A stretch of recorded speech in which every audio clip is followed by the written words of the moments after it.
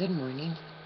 We are going on with Chapter 2 of To Kill a Mockingbird. And I already read it once, but for some reason failed upload problem.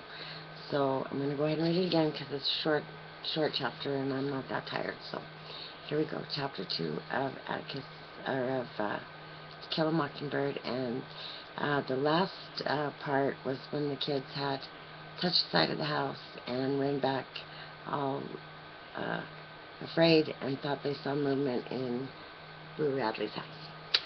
Okay, so Chapter 2. Dill left us early in September to return to Meridian. We saw him off on the 5 o'clock bus, and I was miserable without him until it occurred to me that I would be starting to school in only a week. I never looked forward more to anything in my whole life. Hours of wintertime had found me in the treehouse, looking over at the schoolyard, spying on multitudes of children through a 2-power telescope Jem had given me, learning their games, following Jem's red jacket through wriggling circles of Blind Man's Bluff, and secretly sharing their misfortunes and minor victories. I longed to join them. Jem condescended to take me to school the first day, a job usually done by one's parents, but Atticus had said Jem would be delighted to show me where my room was. I think some money may have changed hands in this transaction, for as we trotted around the corner past the Radley place, I heard an unfamiliar jingle in Jem's pocket. When we slowed to walk at the edge of the schoolyard, Jem was careful to explain to me that during school hours I was not to bother him.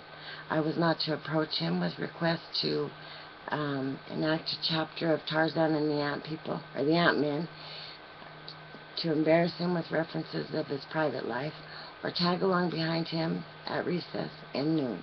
Let me straighten this a little bit. You mean we can't play anymore? I asked. We'll do like we always do at home, he said, but you'll see, school's different. It certainly was. Before the first morning was over, Miss Caroline Fisher, our teacher, hauled me up to the front of the room and patted the palm of my hand with a ruler, and then made me stand in the corner until noon. Miss Caroline was no more than 21. She had bright auburn hair, pink cheeks, and wore crimson fingernail polish. She also wore high-heeled pumps and a red and white striped dress. She looked and smelled like a peppermint drop. She boarded across the street, one door down from us, in Miss Maudie Atkinson's upstairs front room. And when Miss Maudie introduced us to her, Jem was in a haze for days. Miss Caroline printed her name on the blackboard and said, "This says I am Miss Caroline Fisher. I am from North Alabama, from Winston County." The class murmured apprehensively, should she prove to harbor her share of the peculiarities indigenous to this region. When Alabama seceded from the Union on January 11, 1861, Winston County seceded from Alabama, and every child in Macomb County knew it. North Alabama was full of liquor interests, big mules, steel companies, Republicans, professors, and other persons of no background whatsoever. Miss Caroline began the day by reading us a story about cats. These cats had long conversations with one another. They wore cunning little clothes and lived in a warm house beneath the kitchen stove. By the time Mrs. Cat called the drugstore for an order of chocolate malted mice, the class was wriggling like a bucket full of catawba worms. Miss Caroline seemed unaware that the ragged denim-shirted and flour-sack-skirted first grade, most of whom had chopped cotton and fed hogs from the time they were able to walk, were immune to imaginative literature. Miss Caroline came to the end of the story and said, "Oh my, now wasn't that nice?" And then she went to the blackboard and printed the alphabet in enormous square capitals, turned to the class and asked, "Does anybody know what these are?" Everybody did. Most of the first grade had failed in the last year. I suppose she chose me because she knew my name. As I read the alphabet, a faint line appeared between her eyebrows, and after making me read most of my first reader and the stock market quotations from the Mobile Register aloud, she discovered that I was literate and looked at me with more than a faint distaste. Miss Caroline told me to tell my father not to teach me anymore. It would interfere with my reading. teach me?" I said in surprise. "He hasn't taught me anything, Miss Caroline. Atticus ain't got time to teach me anything," I added when Miss Caroline smiled and shook her head. "Why, he's so tired at night he just sits in the living room and reads." "If he didn't teach you, who did?" Miss Caroline asked good-naturedly. "Somebody did. You weren't born reading the Mobile Register." "Well, Jim says I was.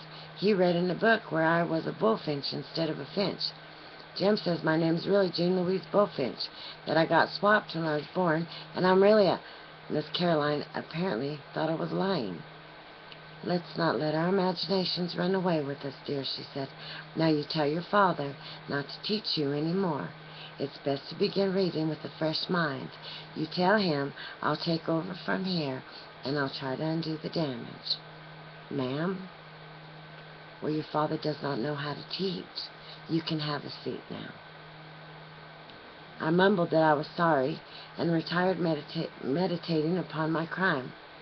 I never deliberately learned to read, but somehow I had been wallowing illicitly in these daily papers. In the long hours of church, or was it then that I learned? I could not remember not being able to read hymns. Now that I was compelled to think about it, reading was something that had just come to me, as learning to fasten the seat of my union suit without looking around, or achieving two bows from a snarl of shoelaces. I could not remember when the lines above Atticus's moving finger separated into words, but I had stared at them all day. I had stared at them all the evenings in my memory, listening to the news of the day, bills to be enacted into laws, the diaries of Lorenzo Dow, anything Atticus happened to be reading when I crawled into his lap every night. Until I feared I would lose it, I never loved to read. One does not love breathing. I knew I had annoyed Miss Caroline, so I let well enough alone, and I stared out the window until recess, when Jem cut me from the covey of first graders in the schoolyard. He asked me how I was getting along, and I told him. Well, if I didn't have to stay, I'd leave. "Jem, that damn lady says Atticus has been teaching me to read, and for him to stop it." "Oh, don't worry, Scout." Jem comforted me. "Our teacher says Miss Caroline's introducing a new way of teaching. She learned about it in college. It'll be in all the grades soon. You don't have to learn much out of books that way. It's like if you want to learn about cows, you go milk a cow. See?" "Well, yeah, Jem, but I don't want to study cows. Well, sure you do. You have to know about cows. They're a big part of life in Macomb County." I contented myself with Jem if he'd lost his mind. I contented myself with asking Jem if he'd lost his mind. "I'm just trying to tell you the new way they're teaching the first grade, you stubborn. It's the Dewey Decimal System." Having never questioned Jem's pronouncements, I saw no reason to begin now. The Dewey Decimal System consisted in part of Miss Caroline waving cards at us on which were printed the or the, cat, rat, man, and you. No comment seemed to be expected of us, and the class received these impressionistic revelations in silence. I was bored, so I began a letter to Dill. Miss Caroline caught me writing and told me to tell my father to stop teaching me again. "Besides," she said, "we don't write in the first grade, Jean Louise. We print. You won't learn to write until you're in the third grade." Well, now Calpurnia is to blame for this. It kept me from driving her crazy on rainy days, I guess. She would set me a writing task by scrawling the alphabet firmly across the top of the tablet, and then copying out a chapter of the Bible beneath. If I reproduced her penmanship satisfactorily, she rewarded me with an open-faced sandwich of bread and butter and sugar. In Calpurnia's teaching, there was no sentimentality. I seldom pleased her. She seldom rewarded me. "Everybody who goes home to lunch, hold up your hands," said Miss Caroline, breaking into my new grudge against Calpurnia. The town children did so, and she looked us over. "Everyone who brings his lunch, put it on top of his desk." Molasses buckets appeared from nowhere, and the ceiling danced with metallic light. Miss Caroline walked up and down the rows, peering and poking into lunch containers, nodding if contents pleased her, and frowning a little at others. She stopped at Walter Cunningham's desk. Well, where's yours? She asked. Walter Cunningham's face told everybody in the first grade he had hookworms. His absence of shoes told us how he got them. People got hookworms going barefooted in barnyards and hog wallers. If Walter had owned any shoes, he would have worn them the first day of school, and then discarded them until midwinter. He did have on a clean shirt and neatly mended overalls.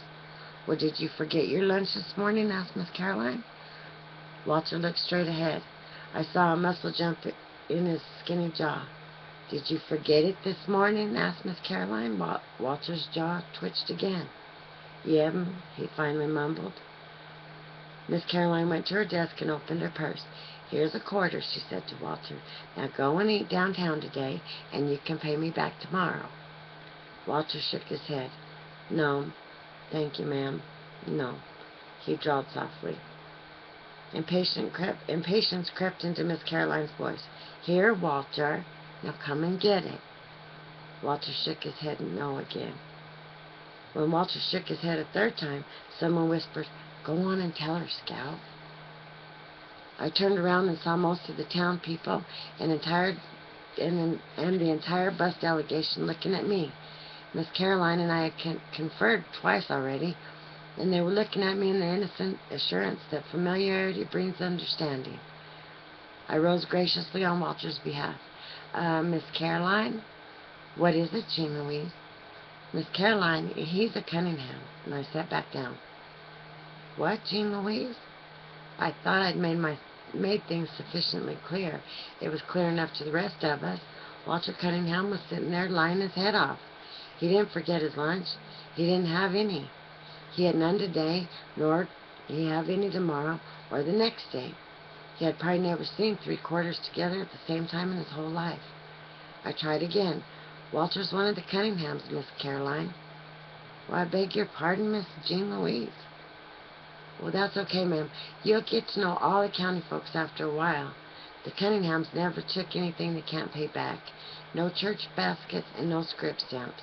They never took anything off of anybody. They get along on what they have. They don't have much, but they get along on it. My special knowledge of the Cunningham tribe, one branch that is, was gained from events of last winter. Walter's father was one of Atticus's clients. After a dreary conversation in our living room one night about his entailment, before Mr. Cunningham left, he said, Mr. Finch, I don't know when I'll ever be able to pay you. Well, let that be the least of your worries, Walter, Atticus said. When I asked Jim what entailment was, and Jim described it as a condition and as having your tail in a crack, I asked Atticus if Mr. Cunningham would ever pay us. Well, not in money, Atticus said, but before the year's out, I'll have been paid. You watch. And we watched. One morning, Jim and I found a load of stovewood in the backyard. Later, a sack of hickory nuts appeared on the back steps. With Christmas came a crate of smilax and holly. And that spring, when we found a croaker sack full of turnip greens, Atticus said Mr. Cunningham had more than paid him. Why does he pay you like that? I asked. Well, because that's the only way he can pay me. He has no money. Or are we poor, Atticus? Atticus nodded. We are indeed. Jim's nose wrinkled. Are we as poor as the Cunninghams? Well, not exactly. The Cunninghams are country folks, farmers, and the crash hit them the hardest. Atticus said professional people were poor because the farmers were poor. As Macomb County was farm country, nickels and dimes are hard to come by for doctors and dentists and lawyers. Entailment was only a part of Mr. Cunningham's vexation. The acres not entailed were mortgaged to the hilt, and the little cash he made went to interest. If he held his mouth right, Mr. Cunningham could get a WPA job, but his land would go to ruin if he left it, and he was willing to go hungry to keep his land and vote as he pleased. Mr. Cunningham, said Atticus, came from a set breed of men. As the Cunninghams had no money to pay a lawyer, they simply paid us with what they had. Did you know, said Atticus, that Dr. Reynolds works the same way? He charges some folks a bushel of potatoes for delivery of a baby. Miss Scout, if you give me your attention, I'll tell you what entailment is. Jim's definitions are very nearly accurate sometimes. If I could have explained these things to Miss Caroline, I would have saved myself some inconvenience, and Miss Caroline's subsequent mortification. But it was beyond my ability to explain things as well as Atticus, so I said, "You're shaming him, Miss Caroline. Walter hasn't got a quarter at home to bring you, and you can't use any stove wood." Miss Caroline stood stock still, and then grabbed me by the collar and hauled me back to her desk. "Jean Louise, I've had about enough of you this morning," she said. "You're starting off on the wrong foot in every way with me, my dear. Hold out your hand." I thought she was going to spit in it, which was the only reason anybody in Macomb held out his hand. It was a time-honored method of sealing an oral contract. Wondering what bargain we'd made, I turned to the class for an answer, but the class looked back at me in puzzlement. Miss Caroline picked up her ruler, gave me a half a dozen quick little pats, and then told me to stand in the corner. A storm of laughter broke loose when it finally occurred to the class that Miss Caroline had just whipped me. When Miss Caroline threatened it with a similar fate, the first grade exploded again, becoming cold sober only when the shadow of Miss Blount fell over them. Miss Blount, a native Macombian, as yet uninitiated in the mysteries of the decimal system, appeared at the door, hands on her hips, and announced, "If I hear another sound from this room, I'll burn up everybody in it. Miss Caroline, the 6th grade cannot concentrate on the pyramids for all this racket." My sojourn in the corner was a short one. Saved by the bell, Miss Caroline watched the class file out for lunch. As I was the last to leave, I saw her sink down into her chair and bury her head in her arms. Had her conduct been more friendly toward me, I may have felt sorry for her. She was a pretty little thing.